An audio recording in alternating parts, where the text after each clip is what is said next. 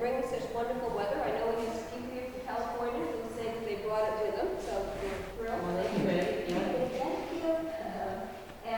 And so my name is Brandon Wilson, for those of you who don't know me. I think I know most of the people in this room, but not everybody. I'm here previously as the Executive Director for the Historic Preservation Commission for the City of Somerville. I have since semi-retired last year, last July. And although a lot of people wonder what happened, because I don't seem to be around a lot, I am now doing events and outreach, which is what this is today. And for those of you who don't know already, May is Preservation Month in the City of Somerville. Some places just celebrate it for 1 week, and we decided many years ago that we had too much history and too much heritage that we couldn't do it all in 1 week. So we take the whole month, and we have a lot of different type of events that we do, including talks like this. So thank you for being part of this. I will mention that we have some other events coming up, and there are flyers over on that table over there. I hope you'll consider them. And we have a docent program that at 3 historic sites in the city, and those are open twice a month, once on a Thursday night and once on a weekend. And you can go to the old Powder House in West Somerville, or you can go to the Prospect Hill Tower here on Prospect Hill, or you can go to the Milford Cemetery, which is on Somerville Avenue, and learn about all those places through the docent program. And the docents here. So thank you for being here. So I'd now like to introduce the reason for here today, I suspect. It might have been the tea, I don't know.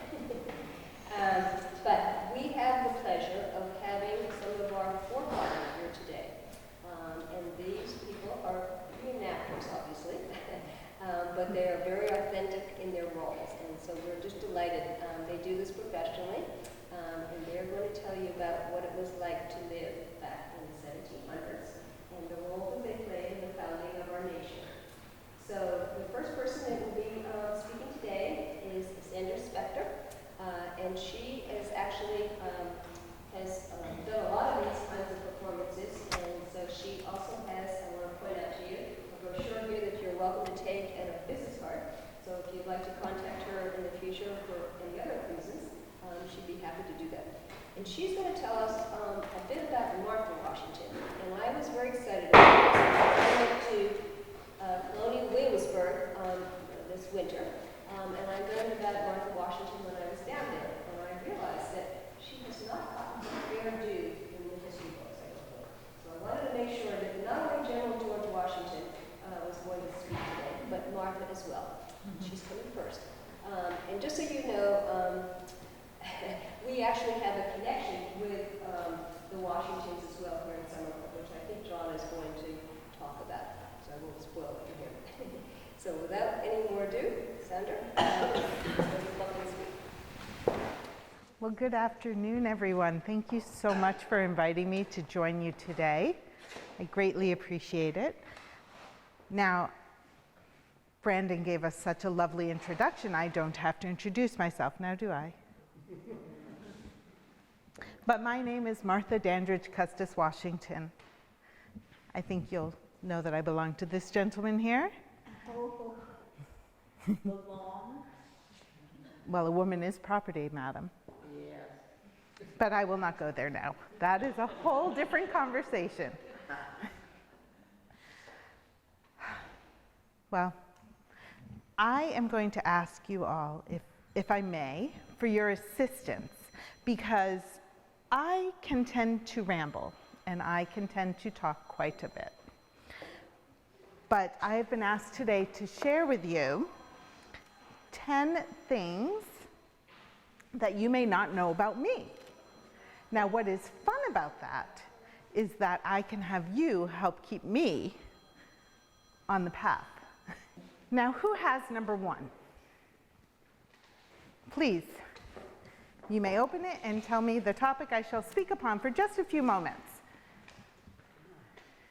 It's a good one. Oh, marriage. Well, I shall stick to the basics here and not theoretical or philosophical, shall we? Because that will be a different evening to go along with the women are property.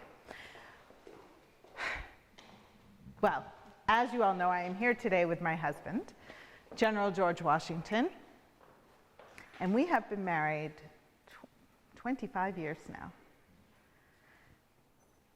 But he was not my first husband. Did you know that? I was married before. I met my first husband. Well, I had known him all of my life, but met him in the terms of that we began courting at the age of 16. And at 18, I married him. His name is Daniel Park Custis. Handsome man, very dark-haired. It was a love match. And that is not a usual thing at all in my time. And I have been blessed to have 2 love matches. Now we have, as with Daniel, a true partnership. And for that I am grateful, because most women are not. We do divide up the responsibilities and duties, but I do now, and as I did then, run what goes on inside the home. The children, the education, obviously the education of the boys in consultation with the husband, but all the things that go on, the entertaining. We are in Virginia. And Virginia is known for the entertaining, is it not?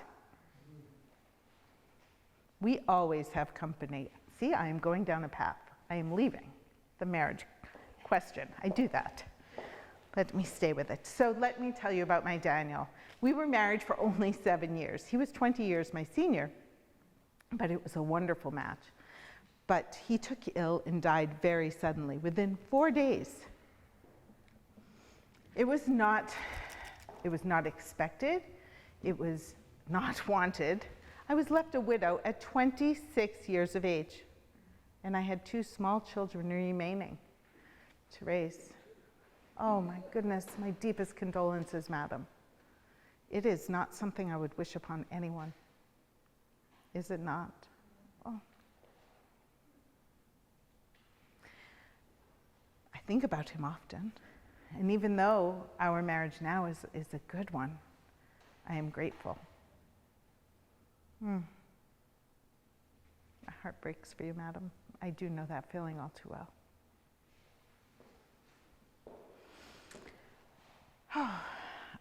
I shall continue to number 2, if I may.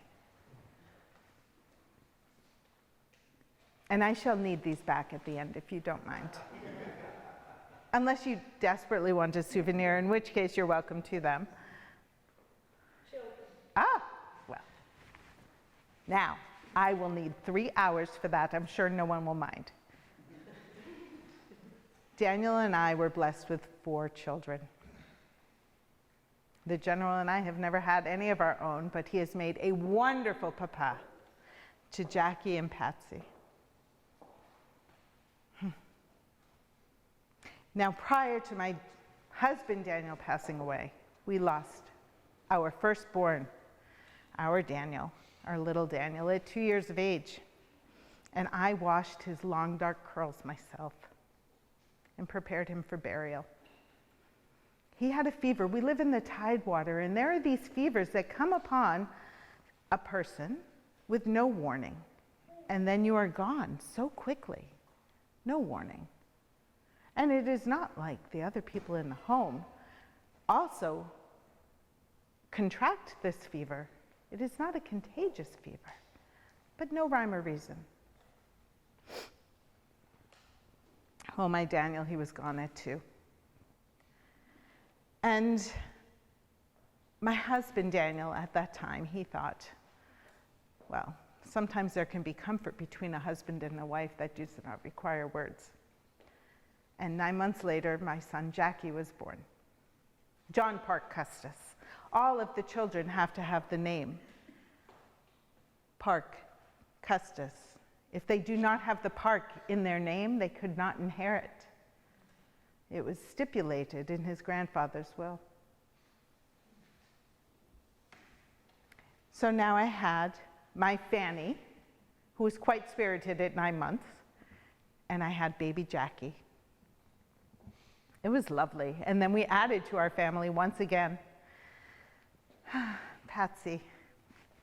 I have a picture of her. I am wearing under my mitts. She is here. And Patsy joined us, and she was the last of my children to be born.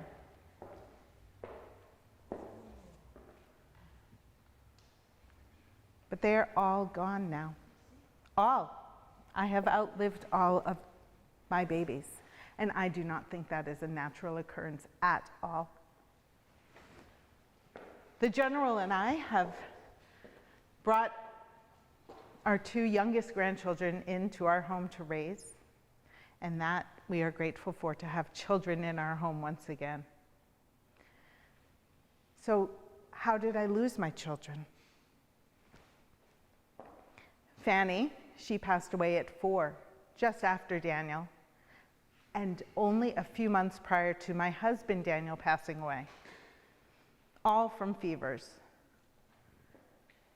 Jackie had been ill at the same time, and he had been ill for 3 weeks, and we had the doctor in constantly, and I was so afraid that I was going to lose him too. But that was not the case. Just when he turned the corner and his fever broke, that was when my husband Daniel took ill. And he was gone within 4 days. Again, no warning.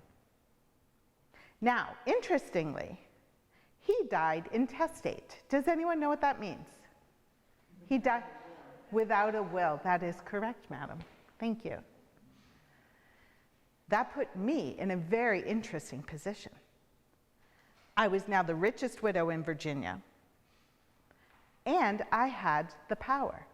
The power being I could choose whether or not I wanted to marry again. That, in and of itself, in that time, a gift. When I met the General, he was Colonel Washington, and he had red hair. He could pretend you're not here, sir. And he could ride, and he could dance. And my children, they took to him right away.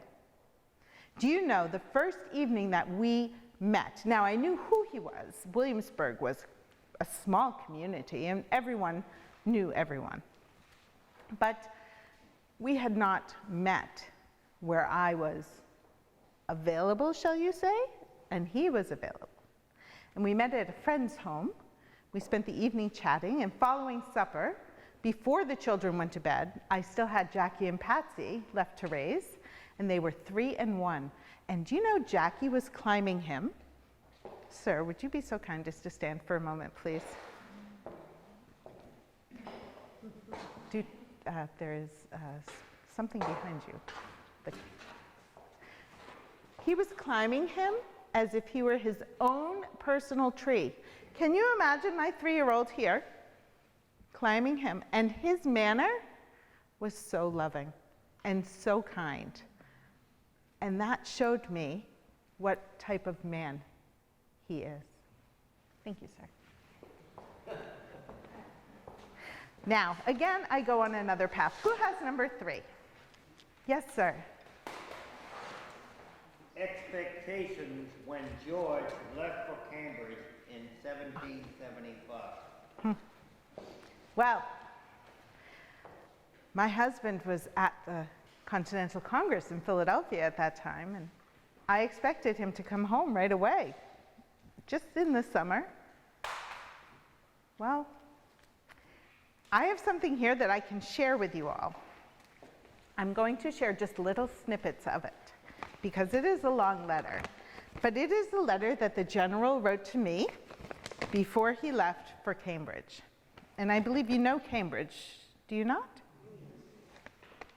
So this was written from Philadelphia, June 18, 1775. Pardon? I am so happy to hear that. Cambridge was quite welcoming to us. Now, my dearest, I am now set to write to you on a subject which fills me with inexpressible concern. And this concern is greatly aggravated and increased when I reflect upon the uneasiness I know it will give you. It has been determined in Congress that the whole army raised for the defense of the American cause shall be put under my care, and that it is necessary for me to proceed immediately to Boston. Boston is the wrong direction from Virginia. That takes him further. And that it is necessary, I did read that to you, and to take upon me the command of it. You may believe me, my dear Patsy, is what he calls me, when I assure you in the most solemn manner that, so far from seeking this appointment, I have used every endeavor in my power to avoid it. Oh. Now, pretending again that my husband is not in the room, I do not think that he tried everything he could to avoid it. Because he wore his very handsome colonel's uniform, very dashing, to show his leadership abilities. Now, I know he may like to think that, but my expectation and his was, though, that he would return in the fall. So this is June. The fall is not so far. I could manage that. That was not the case, though, was it? In October, he sent for me. I did not leave right away. Now, my Jackie, he was grown at that point, and he was married to Nellie. Nellie was wonderful. She is wonderful. She is still greatly in our lives. And Jackie is not any longer. But they had just buried their first child in September, and I was not willing to leave yet. I had gone to my sisters to visit, and I had gone to my brothers, and I just did not want to be so far away. But I did travel north. Who has number 4? And I can pass this around if you're all interested to see the letter that he did write me. Would you like to start? And then you may pass it around. I have 4. Yes, what is number 4? If I can open it. Travel outside of Virginia. And there we are. So, I was now traveling. I had never, ever left Virginia. All of my life.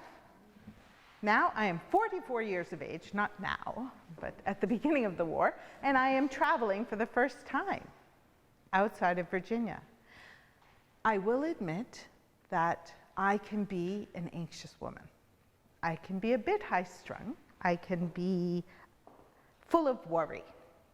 And who can blame me? I have buried 4 of my children at this point. 3 of my children, thank God, not 4. At that point, I have buried all 4 children.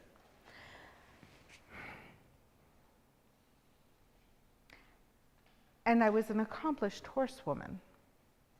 But I did not, even though I always lived on rivers, did not like to be upon the rivers, if you shall understand. I do not think it is natural for a horse and a carriage to be on a barge to cross a river. I do not like that at all. But the travel north, when I finally did leave to travel, was, I believe I left 3rd week of November maybe to travel. And the weather was not so bad at that point. But there was some mud. I'm being quite polite. Some mud. And rutted roads. It was not comfortable. Within a week, we were in Philadelphia, and then we visited with friends for a while, and that was quite nice. But then we continued on to Cambridge. Once I arrived in Cambridge, I believe I arrived at the 11th of December, and I was quite happy to be there. We were at the Vassal House. They had vacated the premises, shall we say, and that is where the general had taken up residence for headquarters. It was a lovely home. It was situated near a river, which I was quite grateful for because my comfort is to have running water near me. But the travel was interesting, and I traveled. I had Nellie with me and my son Jackie, so that was lovely to have them with us. That was the first time I traveled outside of Virginia. 5, I believe we are at.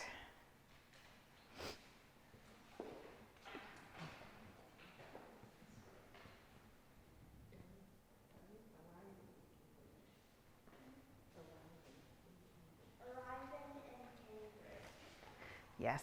So as I have already explained, I did notice that it was quite near the river, which I enjoyed. But it was interesting. My husband had been there for almost 6 months at this point, 5 months, 6 months.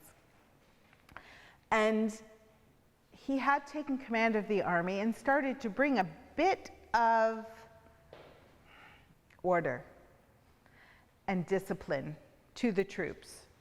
I know that he had latrines dug before I was there, which I was quite grateful for, though you could still have an odor of camp life about it.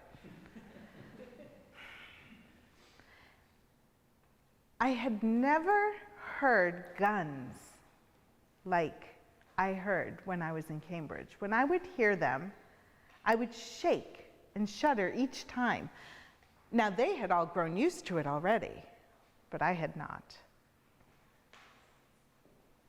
I was quite grateful to be there to help create a home for the general and a place for his generals to feel a bit of home. Thank you, sir. 6? Yes. New friends in Cambridge. Yes.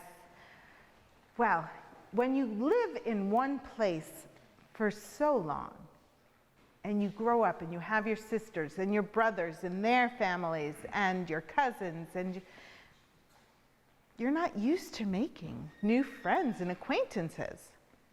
But here, the general had his family. He had his military family.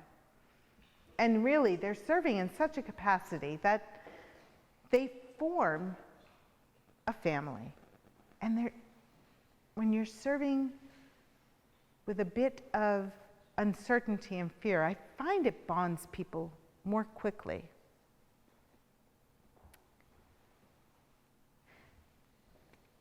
I shall tell you some of my favorite people who, there is a character here. Do you know General Knox? Yes. You are aware, a little bit, sir.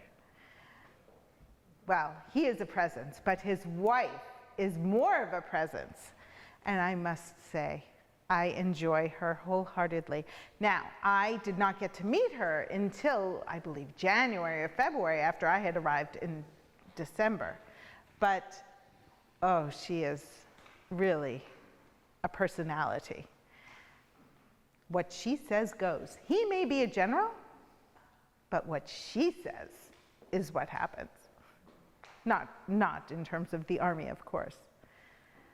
But we do find ourselves spending many hours together and enjoying ourselves. And I have had a correspondent, Mrs. Warren. Have you all heard of Mercy Otis Warren? I enjoy her correspondence greatly. I did have the pleasure of meeting her in April, just before we left. When we took leave of Cambridge Camp, just before, she had come to pay a visit to us, and we rode out to see Charlestown and the remains of Charlestown. And that was a sight I should not hope to see again. The ruins. They just burned everything. It was terrible. Now, Mrs. Warren, it is so funny. She is quite educated, book educated.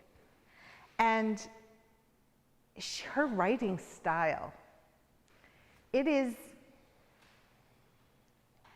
very flowery. where I am very straight and to the point, and I tell you what I think, and I don't, even though I'm from Virginia, I don't usually sugarcoat things. If I am not pleased with you, I will tell you I am not pleased with you. People did not write to me very much. My sister Nancy, Anna Maria, she did not write to me as much as she should have. I let her know. Well, Mrs. Warren, she is a lovely correspondent, and Mrs. Adams, I have enjoyed getting to know Mrs. Abigail Adams, Mrs. John Adams, and that was quite nice. I believe I am on number 7. Yes? Who has 7? Ah, Time during the war. What did you do during the war? this is an interesting question. So the question was, what did I do during the war? I traveled quite a bit, back and forth to headquarters, to winter encampments. When I was here in Cambridge, I thought that was the only time I was ever going to have a journey like that. Little did I know that the entire 8 years of the war, I would be going between Mount Vernon and wherever it was going to be, Middlebrook or Valley Forge or Newburgh, New Windsor. So much travel, and something I never expected. Now, when the summer months came, they were on campaign. I would leave because they had their business to attend to. It was not winter encampment anymore. And I would go back to Mount Vernon, and I would make sure things were running as they should be, because it was so hard to just communicate only by letter and expect that your wishes to run your own home would be followed. That was quite difficult. And when I would go back, I would be preparing for the next encampment, because by that point I knew I would be leaving again. And there would be foodstuffs to prepare and things to take out of our own cellars to bring, the foods and the Madeira, a little bit of the Madeira. We tried to make that last all the way through, and shirts and fabric, things that we could do to help the soldiers and to help our military family. So travel, a lot of travel during the war. Yes. Number 8. What was your deepest loss during the war? Oh. Well, I wish it would be that I could say that it was only my husband being away from home, but that was not the case. During the 8 years of the war, the general was only able to return home once during that time. And then it was only for 2 days, I believe. And I wish he had never come home at all then. Because my Jackie, my last living child, now he had 4 children of his own, and he lived nearby. But he came with Nellie and the children. They had 4 children. Washi was only a baby at that point, 6 months old. And when General Washington came home, he brought all the generals with him, and they met, and they were strategizing. And my Jackie, he saw the action. He had been a part of camp. He had been to different encampments, but he never saw the strategy sessions like this one. And he wanted to be a part of it so much. The next campaign was Yorktown. And he begged and he pleaded. Now, 27, he didn't really beg and plead, but he was not the most mature of my children. He wanted to be with his papa.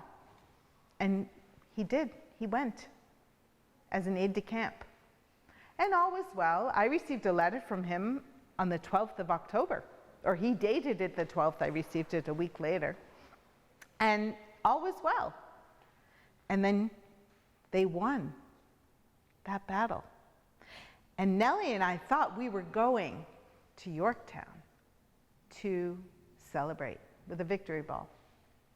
Yet, my Jackie, he took ill. He caught camp fever. Do you know camp fever? Typhoid. And the general, he had my son removed to Eltham. That is my brother's home, and is just at the top of the river, and Yorktown was down towards the bottom of the river. And truly, it's not a terrible journey if you're well, but when you're not well, Nellie and I raced there from Mount Vernon, and we got there just in time to say goodbye, and he passed on the 5th of November, 1781. So now he was the last of my children. My Patsy had passed in 73, and she had fits. Do you know fits? Fits, I believe, someone had told me you call them seizures. And she had suffered with them for 6 years before she finally was unable to fight. But so my greatest loss during the war was my Jackie. Yes. 8? 9. Thank you, sir. See, I do get lost. Expectations now that the war has passed. Well, the general has just returned home this past Christmas Eve. We are now in May of 1784, and it is wonderful to have him home. And I am sure that we shall not leave Mount Vernon again, because he feels, as do I, that his greatest place is under his own vine and fig tree. And there really is nothing more than we want to do than to stay in our home, entertain. There seem to be many, many visitors now, more so than we ever had. And he shall be a gentleman farmer. We have 5 farms and so many acres to take care of. And he's experimenting with new crops all the time, and truly that is what he enjoys the most.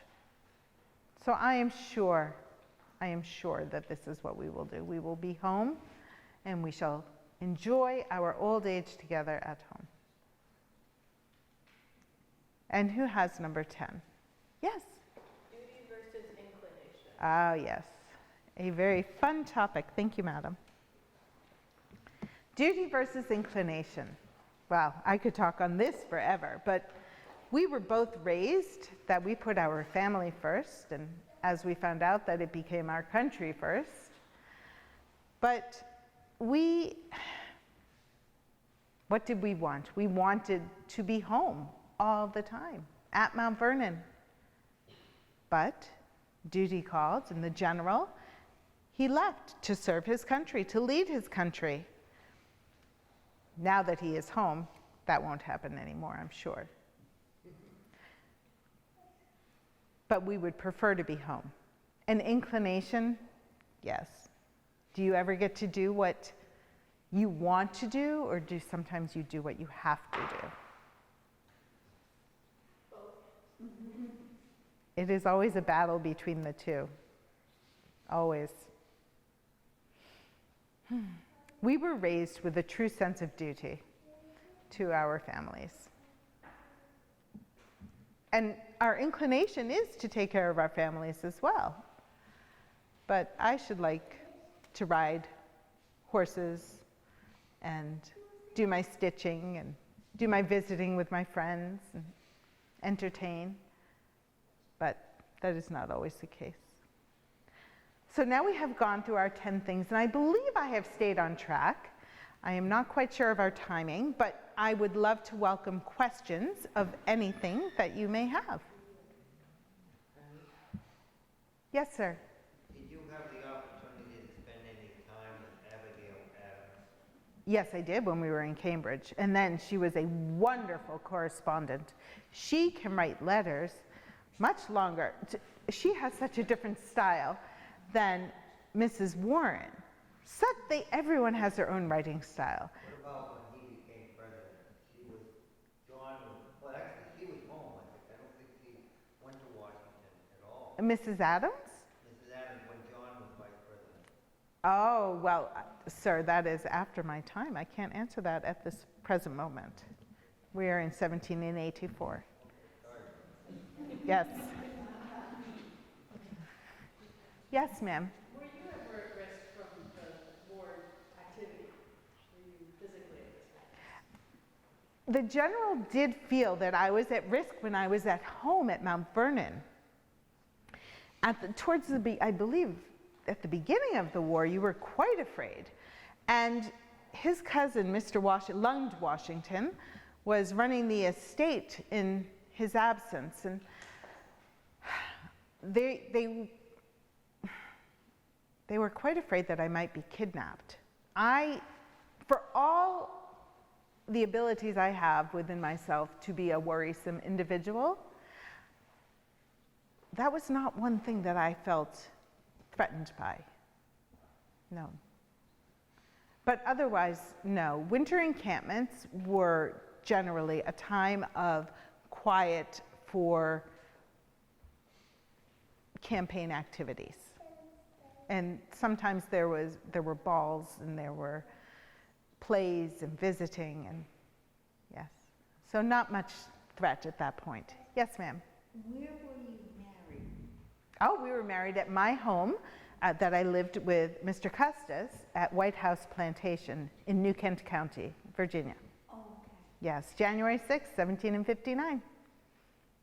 So 25 years ago. Yes. When you were in Cambridge with the general, did you have the opportunity to travel some other surrounding communities besides Cambridge, Union Cambridge? Not too many. We stayed pretty close to home until the British left. Once they evacuated Boston, then ventured out a bit. But there were many ruins. It was a rough. Ever go to Medford? Not that I am aware of, ma'am. No. Yes, sir, I saw you had a question. What was your relationship like with the general? Did you ever argue? Did you have certain activities you enjoyed together? Did you go dance? I loved to dance in my youth. My body does not like to dance quite as much. The general will dance for hours and hours. Now, he has been known to dance with Mrs. Green for 3 hours. Where was I? I was at Middlebrook, I believe. 3 hours. And she may certainly do that. She is 20 years my junior, and she can do that. As for arguing, well, there is only one that I shall share with you. And that took place at New Windsor. And it was a disagreement, shall we say. But generally, we are a true partnership. In my defense, I will say that I had been ill.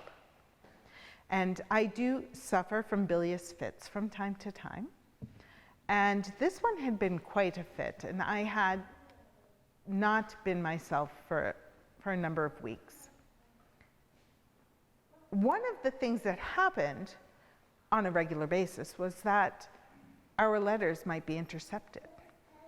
So correspondence to my sisters or to back and forth, they would be intercepted. So the widow of a British paymaster, I can't recall her name at the moment, Mrs. Mortier maybe it was, she sent a gift to me because she had heard I was ill. How would she hear I was ill? When I wrote that to Nancy. Wonder how that happened. So she sent me a really lovely gift, some Hyson tea, there were so many lemons, and I had not seen lemons or oranges or anything since the beginning of the war. And she sent just a lovely gift with things to make me, to heal me.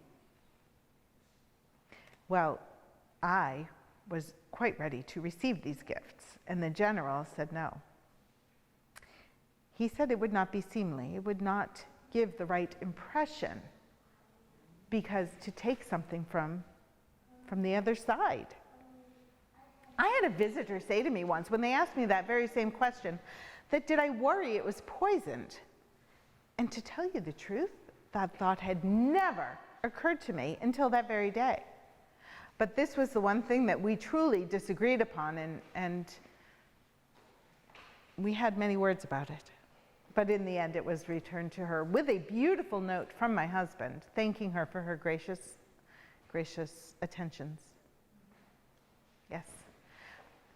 Do I have time for one more question? Yes, sir. Speaking of disagreements, did you have friends who were loyalists, who you grew up with, perhaps part ways, but corresponded, but continued to correspond? Our dearest friends. Our dearest friends were next door to us, the Fairfaxes. And they left. They went back, and we have not seen them since. And it is really quite sad. When they left, they gave us their furniture, their beautiful blue furniture with the studs, and we have that, and we think upon it every day when we go through our front parlor.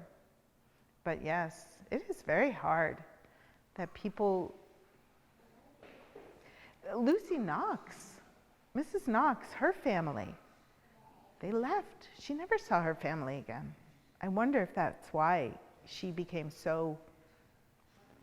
Brash is one word you could use to describe her, but there is a good heart under there, and Brash does not show a good heart. But I wonder if that is why she is such a presence, because she is acting out of longing for her family. It divides people. Thank you, sir. Well, I thank you all for your time. General George Washington, who has a very different personality than his wife, and he is now going to tell us about his time in this area, and the fact that he was actually in Charlestown beyond the Neck at some point in time, I believe, and he will tell us about that. Thank you. Good afternoon.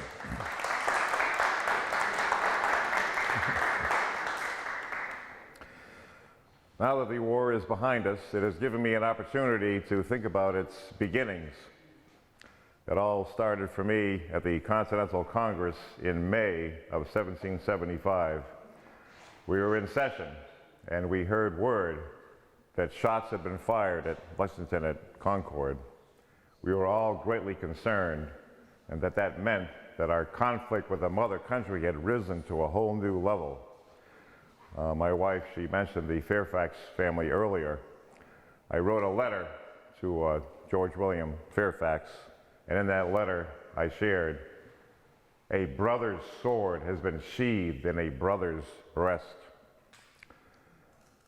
On June the 15th, by unanimous vote, I was selected to be the Commander-in-Chief of the Continental Army. You see, the now what we referred to at that time, the new provinces of our new country, Virginia being a very large former colony and now a province, and plus my past military experience during the war, last war with the French, I was selected to be the Commander-in-Chief. It was en route from Philadelphia to Cambridge that a rider approached our group. And he had shared that there had been a battle at a place called Bunker's Hill. And I inquired, did the militia, did they stand and fight? He said they had. And then I replied, the liberties of our country are safe. I continued my travels, and I arrived and took command on July the 3rd, 1775. And I must say that what I found there was quite shocking. You can see, I have a map before us. Of course, the area is made up of 3 major peninsulas. They're really islands connected with a small bit of land. But you have Boston itself, Charlestown, and then this area, Dorchester Heights, which we will discuss in detail later. But all through this arc, if you start from Roxbury up through Cambridge, and then up to the Mystic River. All through this arc, some 10 to 12 miles, the various camps of the soldiers. And as I shared, it was what I found was most shocking. Among the various camps, the men were living in various huts and hovels, some made of sailcloth, some of earth, some of stone, some of boards. And there are ladies present, and I hesitate to share this next remark, but I feel I must. It was most dangerous. The men were simply relieving themselves where they stood. The stench amongst these various camps was unbearable. And I realized from my past military experience that, you see, it is infectious filth that is the cause of many of these camp sicknesses. So one of my first orders as taking command was that latrines were to be dug. Now, a latrine is a hole in the ground that is dug up, and then the men would relieve themselves in the latrines. And then I also commanded that each day fresh earth would cover the contents of those latrines. I also made it clear that the men were to report to their officers and present themselves, that they should be clean, their hands, their faces, other parts of their body, and that their cooking utensils should be thoroughly clean, and that their food should be thoroughly cooked. You see, it is also those things, this infectious filth, the cause of so many of these camp sicknesses. And then I was in for another shock, the gunpowder situation. I was told that there were some 308 barrels of gunpowder. After a more careful inventory, I found out that there was only 36 barrels of gunpowder. Now, there were claimed that there were some 20,000 men. In actuality, as they came out of the Battle of Lexington and Concord and they surrounded the British in Boston, there were really not 20,000. It was really 16,000, and out of that 16,000, perhaps 14,000 effectives, because many were sick. So now, if you were to divide it up, the 36 barrels of gunpowder, that would come out to about 9 rounds a man, a soldier. Now, a good soldier can load and fire his musket about 3 times in a minute. Now, if you do the math, if we had a large battle, it'd all be over in 3 minutes. So when I found this out, I sat in stunned silence for half an hour. Now, you see, I am a gentleman, I am a man of his word, and I feel it is important to be honest, but there are times that you must lie to the enemy. So what to do with this crisis? So I made it known throughout the various camps that we had 1,800 barrels of gunpowder. We were swimming in gunpowder. And it was I'm quite sure that the British found out this information, this false information, and that solved that issue. Now, there was another unexpected problem to deal with, the refugees.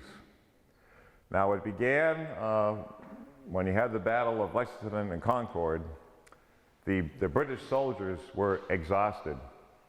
They were worn out. They had been marching the night before, through the night. They had fought this battle. You know, they faced tremendous casualties, and they were not able to return to Boston. They were physically spent.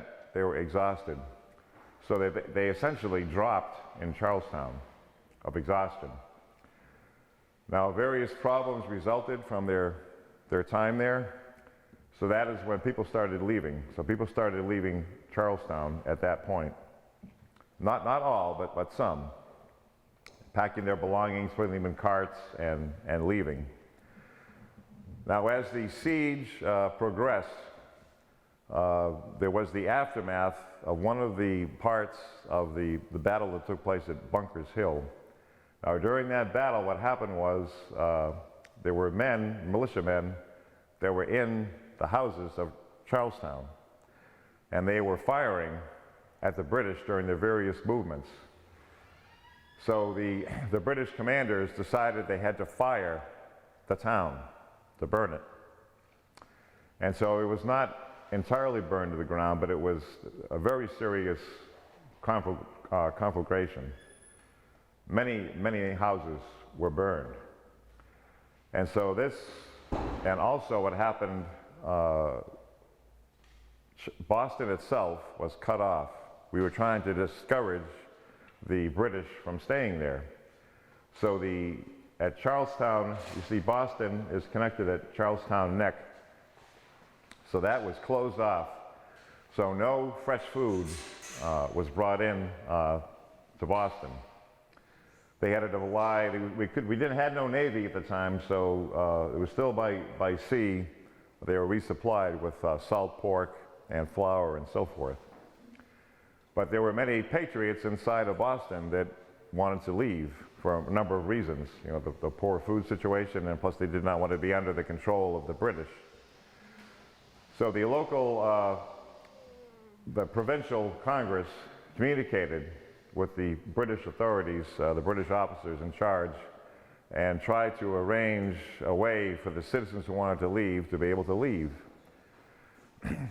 So there was a committee, it was called the Committee of Donations, and they made these certificates. And on these certificates, the people who wanted to leave, their names would be on it, and they could present it as proof that they were in need of assistance. And interestingly, as they traveled throughout the area looking for shelter, they became known as the donation people. That was a name that was acquired by these folks. That being because it was the Committee of Donations was the certificate, so they got called the donation people. So you had many inhabitants from Charlestown, and you had inhabitants from Boston with nowhere to go. The population of Boston at that time was, I believe, between 15 and 16,000. So we couldn't house them in the immediate vicinity of where the soldiers were housed, because they were a drain on the local community in terms of feeding them. So the refugees had to go further away, some as far as Newburyport, which is within 40 miles of Boston. They had to travel all that distance. And we must say that the local communities, although some concerned about the smallpox, they were very receptive to help these donation people. And to give you an example, the town of Concord, they had at first only anticipated 66 people, but they eventually took on 130. And this can be repeated throughout, say for instance in Reading and in other towns, taking in these unfortunate individuals. Sometimes if they had family, obviously they would stay with them. But what also happened was that some of the refugees of Charlestown ended up in my home. As shared later by my wife, we stayed in the Vassal House in Cambridge. The Vassal family, they were loyalists. They left, and their house was available. So in my household staff, there were some 12 people. There was a steward by the name of Mr. Austin. He, a resident of Charlestown, he had lost his home. So himself, his wife, and his daughter, they lived in our house, and they helped support the house in many ways. There again, Mr. Austin being the steward, essentially in charge of the house. And then there was another Elizabeth Chapman of a different family, also from Charlestown, and she was a laundress. She took care of the laundry. So of the household staff, some 12 people, there were some ladies that performed the cooking, there were others that performed the work in the laundry. But by living in the house, that gave them some refuge. They had room and board, and they had work to perform. So some of the refugees of Charlestown were absorbed in that way, that there were other officers that needed these assistance. So housing was found and help was given. Now, one of the more sad chapters, to get ahead somewhat, was this was quite ruthless and quite shocking. This now being November of 1775, I think the British, they found it a hindrance, the number of citizens in the town in Boston. And so they, not telling where the people were going, they simply loaded them aboard ship and they dropped them off on Point Shirley, which is an isolated island, and they were just left there in November with no shelter, no food, nothing, absolutely nothing. So thankfully, word got back to us, and there was concern about the smallpox, so they had to be isolated and quarantined for 21 days, but we sent help to them, provisions and food and so forth, to help them survive, and at the end of the 21 days, they were brought out. But I thought that this was a terrible thing to do, to leave them simply to die if it was not for the intervention of the Continental Army. So now we can get back to the problems afoot with the siege of Boston. So one of the main problems you can see is that if you look at Boston, the British forces there, they had the advantage of interior lines. So with their connection with the shipping and their location, they could strike anywhere. I shared before about this 10 to 12 mile arc. We had to defend that entire arc, whereas they could strike at any moment, at any time, and that made it very difficult. Now, when I first arrived to take command, I also was amazed at how close the British lines. You see, we were building fortifications, and they were building fortifications, and at some point they were less than half a mile apart. And with the use of a spyglass, we could see all that they were doing, and they could see all that we were doing. So one of my first objectives, first taking command in July, was realizing that the lines had to be completed as quickly as possible to prevent the enemy from penetrating into the country with fire and sword. So it was quite hot this summer. So we would start work with the work crews. They would start before dawn in the darkness, and then they would stop around noon or so due to the intense heat. I was surprised at how warm it could get here in New England. So the work on these fortifications, they began, and many of the New Englanders commented they had never seen such impressive fortifications in this area before. At the height of the activity on Prospect Hill, there was some 4,000 men working on fortifications on that location alone. We had several interconnecting lines. We had forts that would interconnect with other forts. So if we were rushed from one direction, there was connecting fire between the different fortifications in case the British tried to attack. But of course, in August, we completed the fortifications, and it was the British were also busy, that they were building their own fortifications. And there are many that commented that it seemed that they were too strong for us to attack, and we were too strong for them to attack. So I pored over maps. I tried to find ways to lure them in, because I knew that the militiamen, they felt the safest as they were at Bunkers Hill, where their legs are covered. If they're in a trench and their legs are protected, they feel strong to be able to withstand an attack.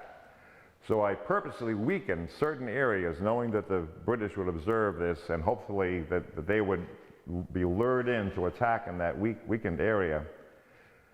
But they would not take the bait. So as we turned into the fall, there was increasing frustration. I was under more and more pressure from Congress to act.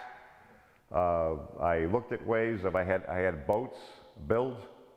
We were thinking of going across, the Back Bay and do a landing. So I had several dozen substantial boats built. We looked at various options. It was then in the fall that a young man came forward, a very interesting young fellow, Mr. Henry Knox. He had a very bold idea.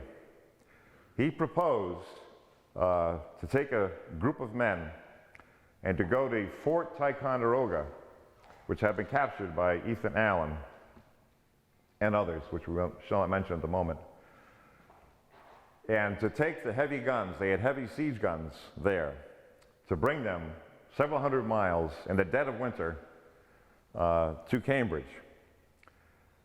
And I must say that the British Army would never select an inexperienced young man.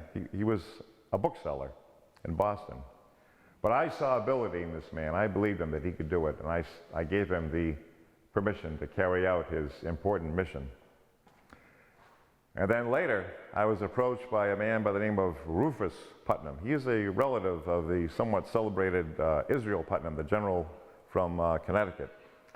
He had been looking at military journals, and in these journals, he came across these interesting types of fortifications. They're called chandeliers, not the lights that you hang from the ceiling, but they are large boxes made of stout wooden timbers. They measure approximately 4 foot wide, 8 foot long, and 4 foot high. And then they could be filled with what are called fascines. Now, fascines are, you cut tree branches, perhaps 1, 2 or inches and so in diameter. You lash them together with rope. So the assembly is about 1 foot in diameter. And then you could in turn put those inside the chandeliers, these large boxes, and they would be not only musket-proof, but cannon-proof. So now, with all the discouraging news, so I was under the pressure from Congress. Enlistments were poor because the enlistments were running out at the end of the year. So I was losing an army, and I'm facing the British, very close by, and yet the re-enlistments were very small. So I had to reassemble a new army in time for January 1st. So the frustrations of command were weighing on me.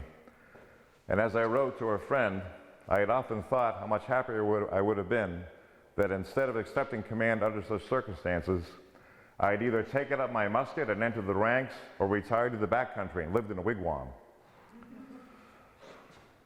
But then there was some good news. In December, Mrs. Washington came and greatly raised not only my spirits, but the spirits of the other officers. And then in January, Henry Knox, he came with a cannon. So we had the military fortifications with the chandeliers. We had the idea with the fascines. We had the cannon. What to do? Well, I was very surprised with Dorchester Heights that the British had not occupied it. Now, if you could get cannon on top of Dorchester Heights, you could command all of Boston Harbor, and all of Boston would be under the domination of those guns. So it mystified me as to why the British did not attempt to seize it. So now, of course, it was winter. So he had the cannon, we had the means, and then I resolutely set my mind to seize Dorchester Heights. So I sent out the work parties. They started assembling the stout timbers for the chandeliers, and they started cutting the branches for the fascines. And then I had another idea. I had all the area scoured for wooden barrels. You see, if we were to seize Dorchester Heights, and then if the British were to march up in their tight formations, we could roll these barrels down on them and break them apart. So what I decided to do was to have the date was to be March the 5th. And I announced that later to the men. You see, I chose that date. It was the 5-year anniversary of the Boston Massacre, and this was a chance to avenge their brethren. So 2 days prior to March the 5th, I had a tremendous bombardment. We took those guns from Fort Ticonderoga, and we had a bombardment on the north part of Boston. That to distract the British from our true intention. This continued for 2 nights. And then under General John Thomas, on the evening before, on the 4th, as at the crack of the guns, some 1,200 select men stormed forward and took Dorchester Heights.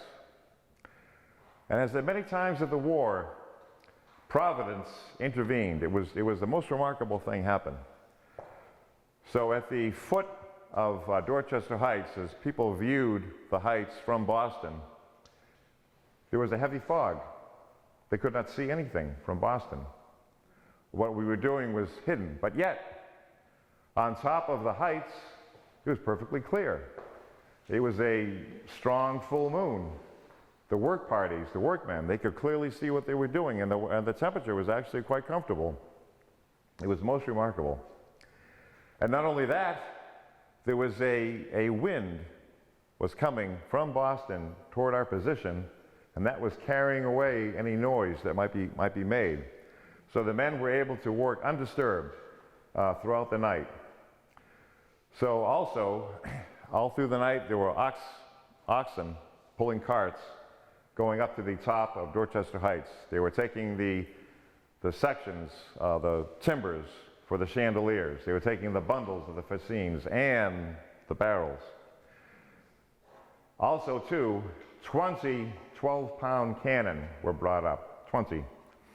So now a 12-pound cannon, what that means is that the cannonball that is fired weighs 12 pounds. So this is a heavy siege gun. This is not something you use in a fluid battlefield situation.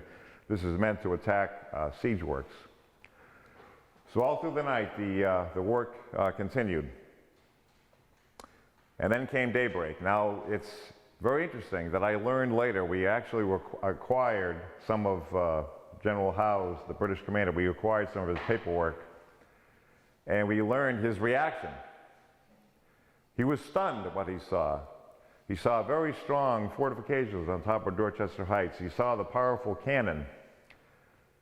And to paraphrase, these fellows have done more in one night than my army could do, my entire army could do in 3 months. He was amazed. But being a formidable foe, he did decide to attack. And then once again, Providence intervened. The weather that had been so calm and comfortable, a horrible storm commenced. And we could watch them, the British troops, as they tried to cross the Back Bay. We could see them loading into their transport ships. New Englanders commented later that they had never experienced such a powerful storm. The hail and the wind was so strong that some windows were shattered as a result of the storm. 2 British transport ships were thrown aground due to the storm, cast aside like children's toys by the almighty ruler of the universe. General Howe called off the attack, and he decided that his only option was to evacuate Boston, as we commanded the presence. And I did want to mention that they tried to fire at our position. Their guns could not elevate high enough to fire upon us. So without a full-scale battle, without the loss of a man, Boston was evacuated. But of course, I did know at the time, and of course we do know historically, that I knew the British were not done. You see, I knew that their next logical move would be New York City, because if they could get control of the North River, otherwise known as the Hudson River, they could divide our new country in 2. So as soon as the British evacuated, I had to march with all haste for New York and Manhattan. But that is a story for another time. But perhaps if there are any questions, you can attempt to answer them. Yes, sir.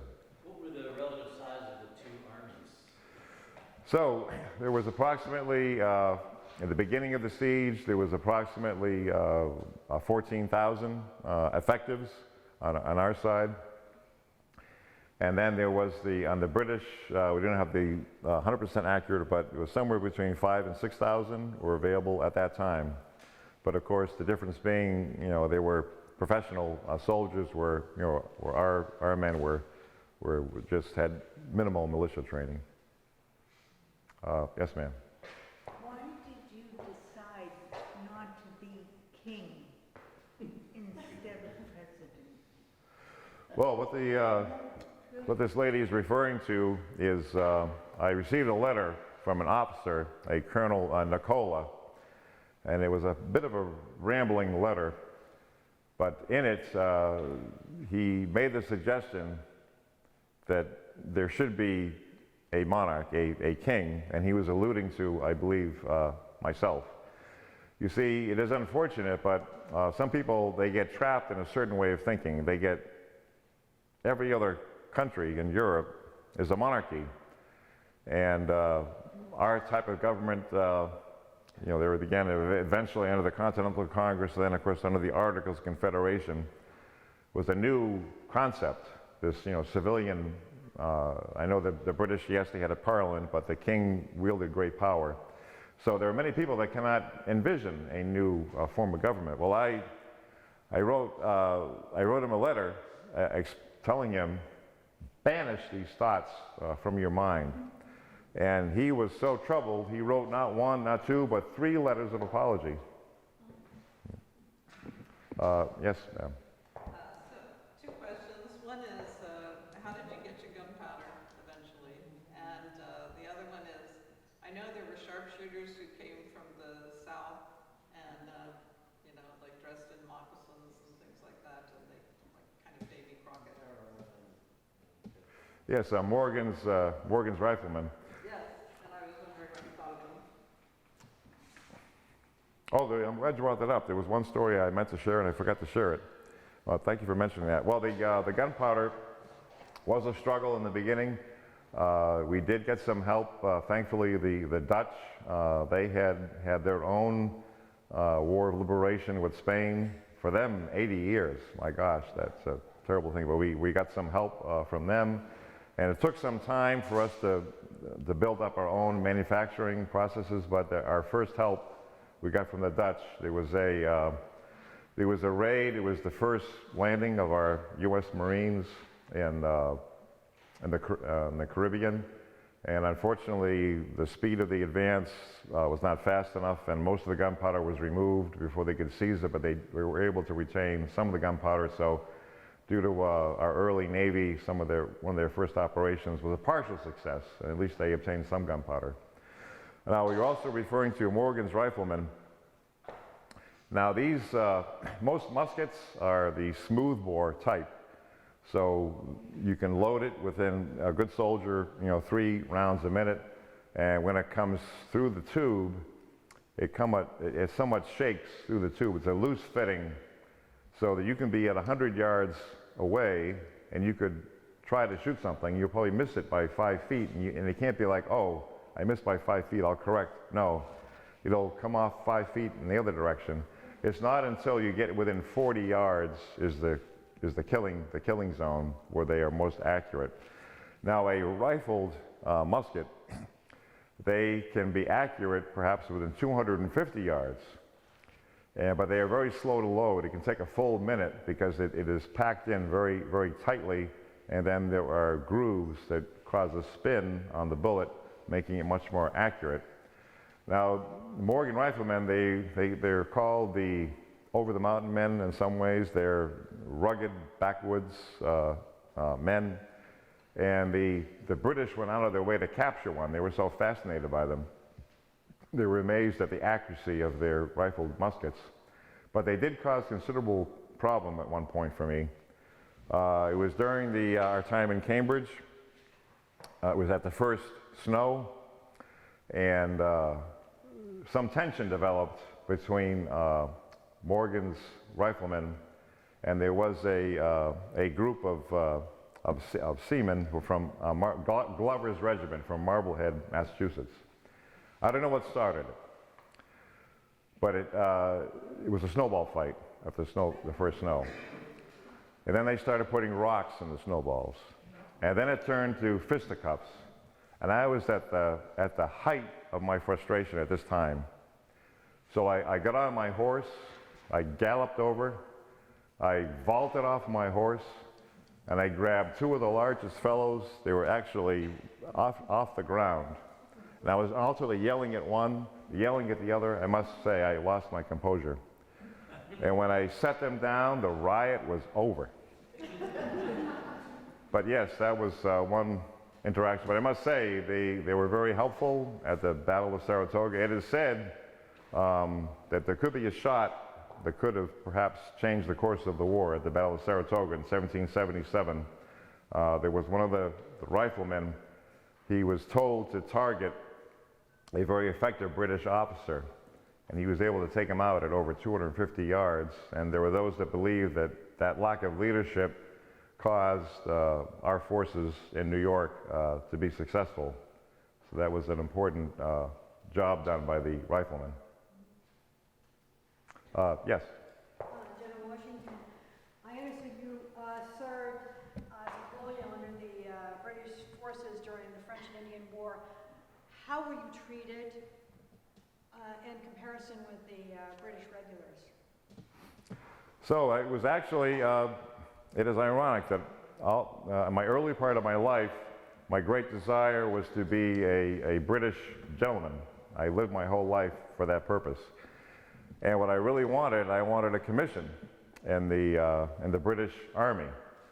And I traveled all the way to Boston to get permission to get a commission, and I was denied that. And what was of great frustration during our war with the French was that I had the rank of colonel, but a colonel in the British Army would see himself as superior. He would not recognize my rank as an equal. And so that was always a great sense of frustration for me, that here our fellow countrymen were supposed to be our fellow countrymen, and yet they looked down on us. And that was perhaps some of the seeds were planted from my disenchantment with the crown. Yes, sir. General, I understand that the award of military merit was first awarded when you and Mrs. Washington were in Newburgh. Could you tell us a little bit about the origin of what's now the Purple Heart?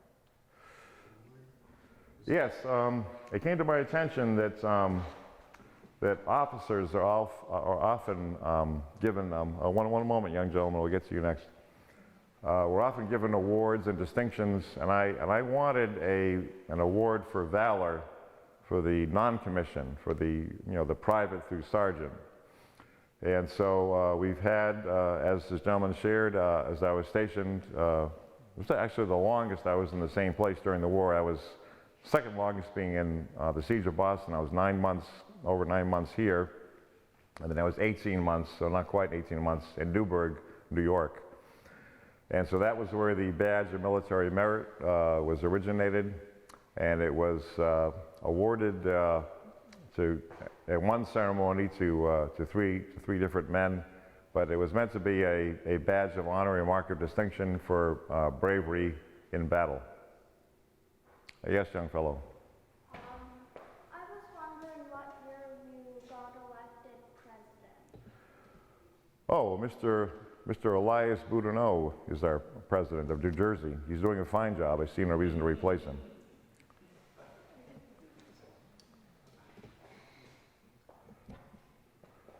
Yes, ma'am.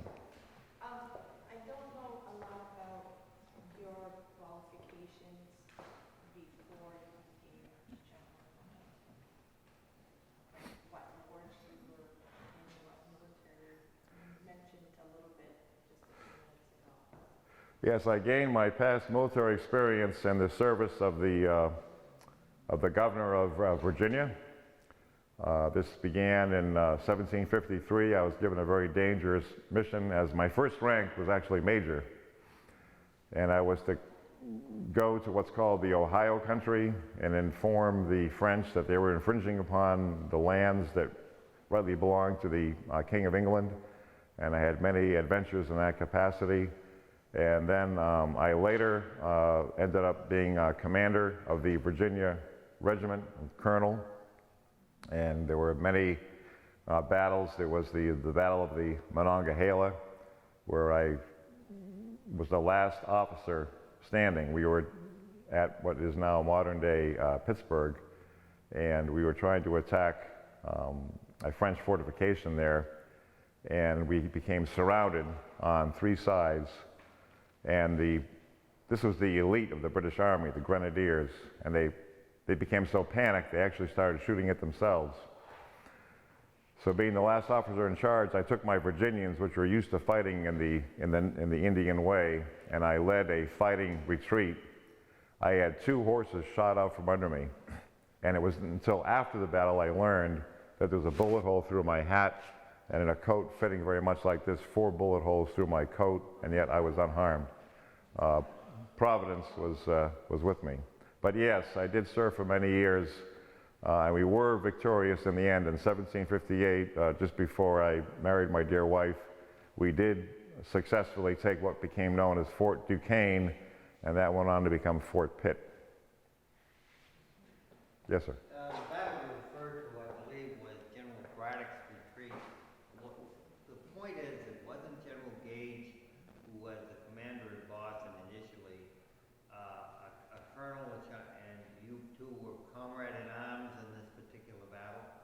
And did you know Gage personally? Yes, it's quite remarkable that General Gage and I were friends. We had had dinner together on occasion before the hostilities. But this whole, the Braddock expedition this gentleman refers to, and the Battle of the Monongahela, it is most remarkable. It's almost a who's who of future people that took part in the Revolution. There was, Gage was an officer there, General Gates, who came to serve with us, Daniel Morgan was a wagoner. He was there.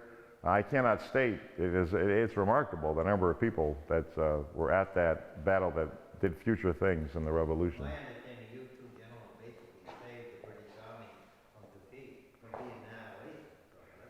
Yes, things were going so badly that if it had not been for the Virginians and the organized retreat, it would have been, you were right, it would have been. But then I must also, in fairness, must mention that there was a great attraction to the baggage train. When the Indians saw that the baggage train was exposed, they all came like bees on honey to the baggage train. So there was those 2 things working together, the interest in the baggage train and the fighting retreat. I have another question. You were actually de facto commander of the American Navy as commander around Boston, because most of the continental ships from different states were in sailing. And my understanding is that was one of the requests why you needed the standardized ensign. And some of the powder you got actually was captured by the privateers. Do you have any comments about the relationship with the Navy? So as the gentleman stated, the Navy was very much an embryo at this point, and there were attempts, as you say, these armed privateers. They tried to challenge in around Boston Harbor, but they were very inexperienced, and of course the British Navy lacked a lot of experience, so unfortunately their endeavors were insufficient to interrupt the supply chain, but attempts were made. But of course, throughout the war, we encouraged the use of it's called the letter of marque, and a letter of marque is permission to essentially be a pirate. So we interfered with the shipping of the British merchant fleet by unleashing privateers who could put cannon on ship, and we had some ships built from the keel up for the Navy, and some attempts were made to purchase from other friendly countries. But a fleet of some, I believe, I might be wrong, but of some a dozen ships or so became part of our fledgling Navy, and that was that earlier operation that I told you about that went into the Caribbean in search of gunpowder. Yes, ma'am. You mentioned smallpox a couple of times among the population, but I understand it was also a problem with the troops. Do you have some thoughts on smallpox? Yes, what happened was it was quite a scourge throughout the early part of the war, and I had by mandatory that the men had to be inoculated, but this had to be done in small groups and secretly, because if the British were to have learned that the men were inoculated, you see there's a time period where you get quite sick and you are incapacitated for that duration. So if the British were to learn that the men were under inoculation, they might attack at that time. So it was done quietly, secretly. But I see this as one of the most important things I did as general. I believe it saved the Continental Army, because remember, these were men who lived on isolated farms. They had not been around large groups of people. And whereas the British Army, they have been more exposed to large groups, and so many of them were already inoculated in that sense. So yes, I'm glad you mentioned that. I meant to mention that earlier, but yes, that was one of the most important things I did was the inoculation. Yes, ma'am. What was your relationship with the Sons of Liberty? Well, of course, they were very active on the events leading up to the revolution. I did not have, how should I say, direct interaction, but many of the men, like Samuel Adams, was very active in that group, and we had, some interaction. But I was not directly involved in those activities. Yes. How did Alexander Hamilton come to your attention? I understand he was fighting battles or with the cannons, and then how did he get your attention and you pulled him into closer to what you were doing to help you? He first he came to know, you see, in the very beginning of the war, he was able to retain 2 cannon. He had 2 gun crews. He was a captain in charge of those gun crews. And I might say that he came to my attention at the Battle of White Plains. They were able to get those cannon on the high ground. They were very effective in delaying the British. And then also, too, I had some interaction with him on the retreat across the Jerseys. And I would like to mention this humorous aside, that I often noticed him on the march, and he would occasionally pet his cannons like they were like a favorite dog. It was most amusing. But very quickly, as I had a chance to interact with him, I appreciated his great intellect, and I selected him to be one of my aides de camp. And he became what I call one of my pen men. And it got to the point where he could essentially write a letter as if I had dictated it. He became so familiar with, of course he would show it to me for my approval, but he got very invaluable in that regard. But being a very fit and active and heroic young man, this was not exciting enough for him. And he departed for a while upon agreement, but then he came back, and at Yorktown, he very bravely led the assault on Redoubt Number 10 with the elite of our army, the light infantry. So he's a very amazing young man, and I know that when he decides that he is going to study a certain topic, he will essentially submerge himself in studying everything about that topic, and when he reemerges, he is an expert in every way on whatever topic he decides to look for. But he's particularly good with finances. I believe that at some future time he's going to be a great help to our country with his financial knowledge. Are you ready for the tea? Almost. I have just 2 questions. You come each year in recent years for the flag raising that we do on Prospect Hill Tower. And I wondered if you could comment on the importance of that ceremony that you had something to do with for the audiences here and elsewhere.